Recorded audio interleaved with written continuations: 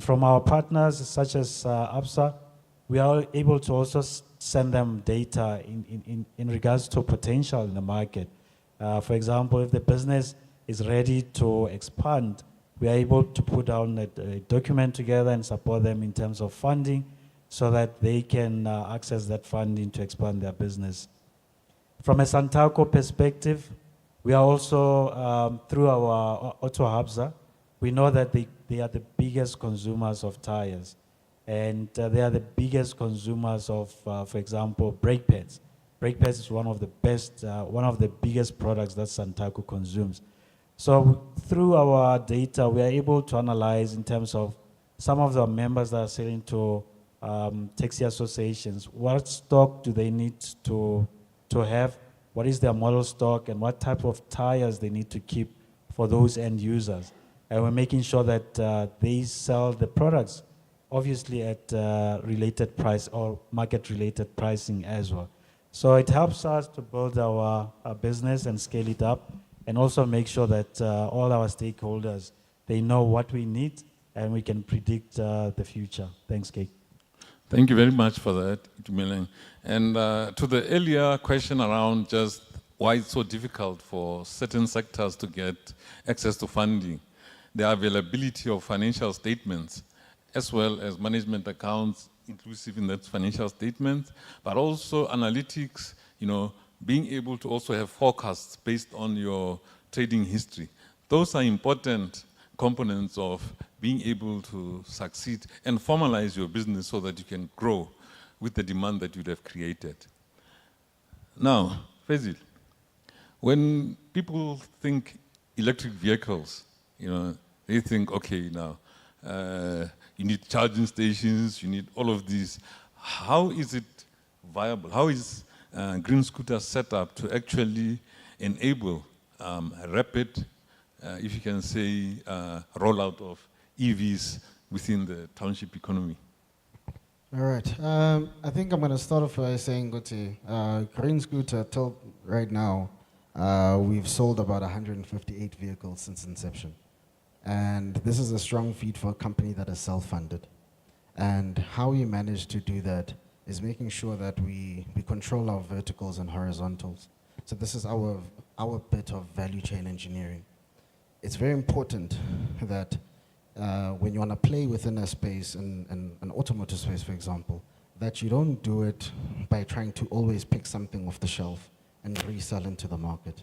We've seen how that has failed dismally for many other organizations.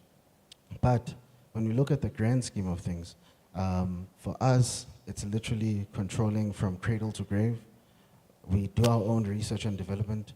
We do our own, we sort of kind of subcontract our body production because it's very expensive to have that type of materials and equipment. But the rest of the work, we do it ourselves.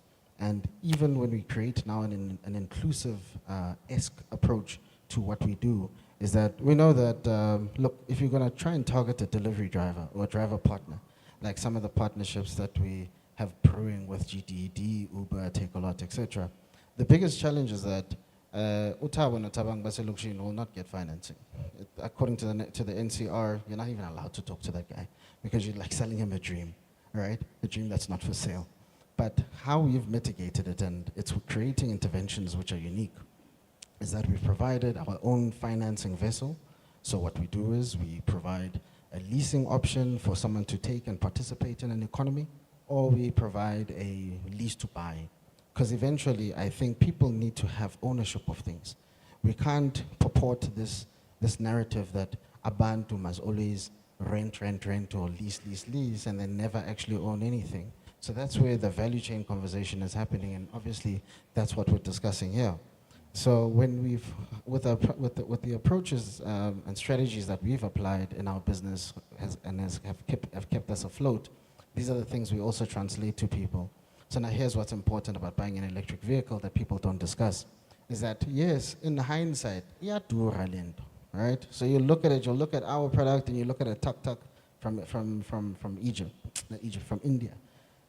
One could be 35,000, ours is 100 and, it depends, from 80,000 if it's pre-owned, but brand new 185. But the reality is one needs to understand how the tax system functions. So I think as much as we talk about how can people participate in an economy, people need to understand the economy. So let's talk about the tax incentives. On our side, we always educate people about Section 12R. Section 12R is about working in industrial development zones, which is important. And I think this is an important point for DDECT, for example. Because how do we create that economic activity there and from there and retain it, right? Then there's Section 12L Section 12L, which is energy efficiency. If people are utilizing electric vehicles, they are offsetting, they are decarbonizing. Now that's another talking point, because how do we get people to understand that you get a tax rebate or incentive from utilizing this product? Now let's go on to Section 12H. I think 12H is learnerships. So what we do is that we partner up with other organizations, and we say, hey, like I'm even putting it to you, KK, today, is that how about you take out 20 million rand, you buy 100 vehicles, you form a partnership with DDECT and Santaco Women's Desk, and then boom, next year you've got